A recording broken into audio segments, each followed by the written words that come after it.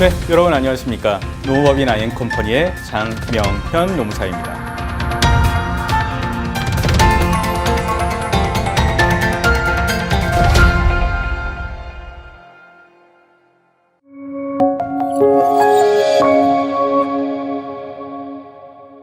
오늘은 주휴수당에 대해서 한번 알아보려고 합니다. 자, 주휴수당.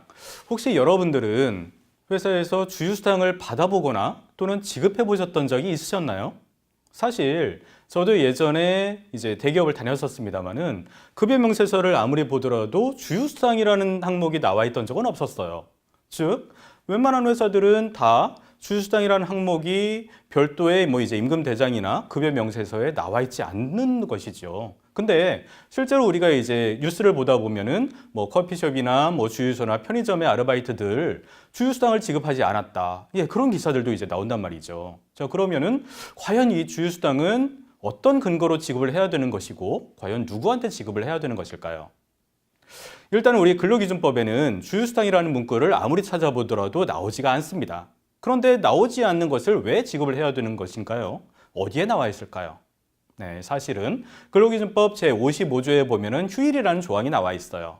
그 조항을 보면은 사용자는 근로자에게 일주일에 평균 1회 이상의 유급휴일을 보장해야 된다라는 말이 나옵니다. 즉, 휴일을 이제 일주일에 적어도 한 번은 보장을 해줘야 되는데 그 휴일을 어떻게 보장해줘야 되느냐? 바로 유급으로 보장을 해줘야 된다는 얘기입니다. 즉, 일을 하지 않더라도 돈을 하루치를 더 줘야 된다는 것인 거고 그것을 우리는 주휴수당이라고 보통 얘기를 이제 하게 되는 것입니다. 이 시행령에서는 보게 되면은 이러한 이제 유급휴일은 일주 동안의 소정근로일을 개근한 자한테 줘야 된다라는 말이 또 이제 나와 있는 것입니다. 자, 그렇다면은 이 주휴수당은 과연 누구에게 지급해야 되는 것일까요? 사실 근로기준법은 5인 이상에게만 적용함에도 불구하고 이 조항은 예외가 되어 있습니다. 즉, 휴일은 근로자를 1인이라도 고용하는 모든 사업장에 적용되기 때문에 한 명이라도 고용하는 모든 사업장에서는 휴일을 줘야 되는 것이고 그것을 주휴수당을 이제 줘야 되는 것이죠. 자, 다음으로는 주당 15시간 이상 근무하는 직원에게 적용된다라는 조항도 이제 나와 있습니다. 사실은 이 조항이 그대로 나와 있는 것이 아니라 근로기준법 18조에 보게 되면은 단시간 근로자한테 적용하지 않는 내용들이 나오거든요. 거기 보면은 15시간 미만인 근로자한테는 휴일을 주지 않아도 된다. 그 내용이 나와 있어요. 그걸 반대 해석하게 되면은 주당 15시간 이상 근무하면은 주휴수당을 줘야 된다. 그렇게 해석을 할 수가 있는 것이죠. 정리하자면 고용 형태를 기준으로 볼 때면은 정규직이든 계약직이든 또는 15시간 이상 근로하는 단시간 근로자이든 그리고 일정 요건에 해당되는 일용직 근로자에게도 다 주휴수당을 지급해 줘야 되는 것인 거고요. 임금의 지급 형태를 기준으로 본다면은 월급제뿐만 아니라 주급제, 일급제, 시급제까지 모두 주휴수당을 지급해 줘야 되는 것입니다. 실제로 보게 되면 이제 일용 근로자 같은 경우에는 좀 약간 이상하다. 어떻게 일용 근로자 그냥 하루 단위로 계약하는 사람한테도 어떻게 주휴수당을 줘야 되는 것이냐. 이렇게 의구심을 가질 수도 있는데요. 우리 고용노동부의 행정해석을 보면은 실질적으로는 일주일에 5일 이상을 연속해서 근무하고 다음 주에도 근무가 예정되어 있다면은 그 사람에게는 주휴일을 보장해 줘야 된다. 그런 내용이 나와 있습니다. 그러다 보니까 주휴일을 보장해 줘야 된다는 얘기는 주휴수당도 지급을 해줘야 된다. 이렇게 해석을 할 수가 있는 것이죠. 자, 그렇다면은 이렇게 나와 있는 주휴수당을 어떻게 계산을 해서 지급을 해줘야 되는 것인지를 또 알아보실 필요가 있겠죠. 자, 그래서 우리가 여러 가지 임금의 지급 형태, 즉 월급제라든가 일급제, 시급제 등등 어떻게 이제 주휴수당을 지급을 할 것인가. 그리고 또 이제 고용 형태, 주 40시간을 일하는 사람 말고 그거보다 더 짧게 일하는 사람한테도 어떻게 주휴수당을 계산해서 지급을 해줘야 되는 것인가. 이걸 이제 알아볼 필요가 이제 있는 것입니다. 자, 그리고 이런 이제 주휴수당은 급여와 별도로 지급할 수도 있고 급여에 포함해서 지급할 수도 있거든요. 이러한 방식을 한번 알아보도록 하겠습니다. 네. 자, 가장 이제 우리가 좀 계산이 쉬운 것은 이제 이런 거죠. 5일 일하면 하루치를 이제 더 줘야 되는 거거든요. 즉, 5일 일하면 일당 5일치만 주면 되는 것이 아니라 하루치를 더 줘서 6일치를 줘야 된다라는 것이고요. 40시간을 근무할 경우에는 40시간에 대한 값어치만 주면 되는 것이 아니라 8시간분을 더 추가로 지급을 해서 48시간분을 지급해야 된다라는 얘기입니다. 즉, 만약에 일당이 10만 원인 그런 이제 근로자가 있다면 일용직 근로자인 거죠. 예, 일당을 10만 원 받았을 때 5일 일하면 50만 원만 주면 되는 거 아닙니까? 예, 그렇지 않다는 얘기입니다. 예, 50만 원은 근로에 대한 대가로 이제 지급을 하게 되는 것인 거고요. 이와 별도로 주휴수당을 하루치 10만 원을 더 지급을 해서 60만 원을 지급을 해줘야 된다라는 얘기입니다. 역시 시급제도 이제 마찬가지인데요. 시급이 10,000원이라고 봤었을 때 40시간에 대한 값어치 40만 원뿐만 아니라 주휴수당으로 8시간분을 더 줘야 된다. 그래서 40시간을 일하더라도 48시간분을 지급해야 된다. 네, 이렇게 이제 볼 수가 있는 것입니다. 그러다 보니까 이거를 좀 산정해 보면은 근로에 대한 대가로 이제 한 83.3% 정도, 그리고 주휴수당으로는 한 16.7% 정도가 이제 할당이 돼서 지급이 돼줘야 되는 것이죠.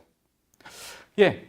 이제 실제로 많은 직원분들은 이런 이제 1급제보다는 사실은 월급제 형태를 더 많이 이제 띄게 될 것입니다. 근데 이제 우리가 월급제를 이제 채택을 하게 될 경우에는 보통 우리가 한 달에 209시간분의 임금을 지급을 해줘야 된다. 그런 이제 얘기들을 많이 이제 아마 들으셨을 겁니다. 최저임금도 역시 마찬가지인 거고요. 자, 그렇게 봤었을 때 이 월급이라는 것은 이제 209시간어치를 줘야 된다는 것인데 이 209시간어치라는 게 사실은 다 근무한 대가가 아닙니다. 네, 아까 제가 이제 주급을 봤었을 때 40시간이라면 48시간어치를 줘야 된다고 했잖아요. 예, 그것처럼 이것을 월 단위로 환산을 하게 되면은 이제 곱하기 4.345를 하면 될 텐데 174시간을 일을 하게 되면은 35시간분은 일을 하지 않더라도 추가로 지급을 해서 그래서 두 개를 합산해서 209시간분을 지급해야 된다. 예, 이렇게 이제 볼 수가 있는 것입니다. 예, 그러다 보니까 실제로 우리가 이제 월급을 이제 시급으로 이제 환산을 할 때는 우리가 보통 이제 209라는 숫자로 이제 또 나누면은 또 이제 시급으로 이제 좀 나오지 않습니까? 자, 그렇게 이제 봤을 때에도 알고 보면은 근로에 대한 대가뿐만 아니라 주휴수당이 임금에 다 포함이 되어 있다는 것입니다. 예, 그래서 제가 한번 예시로 어떤 이제 월급제 직원이 기본급뿐만 아니라 다른 이제 통상임금에 들어가는 수당까지 같이 받은 그러한 이제 예시로 한번 이제 좀 보여드렸죠. 자, 이렇게 소정근로에 대한 대가가 약 이제 83.3% 정도, 주휴수당이 약 16.7% 정도, 이렇게 이제 월급 근로자는 주휴수당이 월급에 다 포함이 되어 있는 것이다. 그렇기 때문에 급여 명세서에는 굳이 나오지 않는다고 하더라도 월급이 다 포함되어 있는 것이다. 라고 이제 볼 수가 있는 것입니다. 다만 토요일이 만약에 이제 유급으로 되어 있으면은 이게 꼭 209가 아니라 226시간이나 또는 243시간으로 적용하는 그런 이제 회사도 있겠습니다만은 어쨌든 이 이제 임금에는 다 주휴수당에 대한 대가가 포함되어 있다라고 보시면 되겠습니다.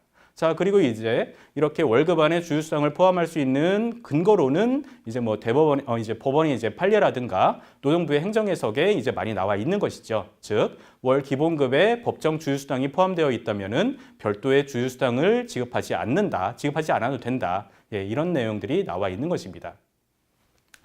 예, 그렇다면은 또 이제 이런 의구심이 이제 또 들 수도 있을 겁니다. 뭐냐면은 월급에 주휴수당을 포함할 수 있다면 1급에도 주휴수당을 포함할 수 있지 않겠습니까? 예, 그런 이제 의구심이 들 수가 있을 텐데 실제로 대법원 판례라든가 고용노동부의 행정해석을 또 이제 유추해석을 해보면은 이것도 불가능하지 않다. 즉, 1급에 주휴수당을 포함하는 것도 역시 가능하다라고 이제 우리가 알 수 있습니다. 예, 실제로 한번 산정을 한번 해볼까요? 만약에 이제 일당을 10만 원 받는 사람이 이제 있다라고 할 경우에는 10만 원 중에서 이제 6분의 5에 해당되는, 그러니까 83.3% 정도는 이제 소정근로의 대가이다. 즉 83,333원.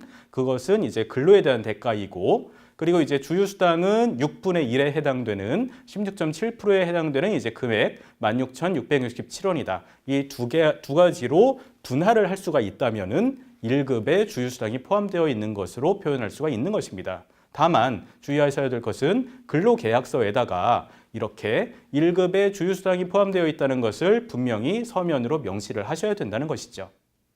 예, 마지막으로 이제 단시간 근로자의 주휴수당 산정 방식에 대해서도 한번 알아보겠는데요. 단시간 근로자는 우리 근로기준법 제18조에 보게 되면은 비례해서 지급하도록 되어 있어요. 즉, 주 40시간 일하는 사람한테는 8시간의 주휴수당을 준다면 만약에 절반인 20시간 일하게 되면은 몇 시간치를 줘야 되죠?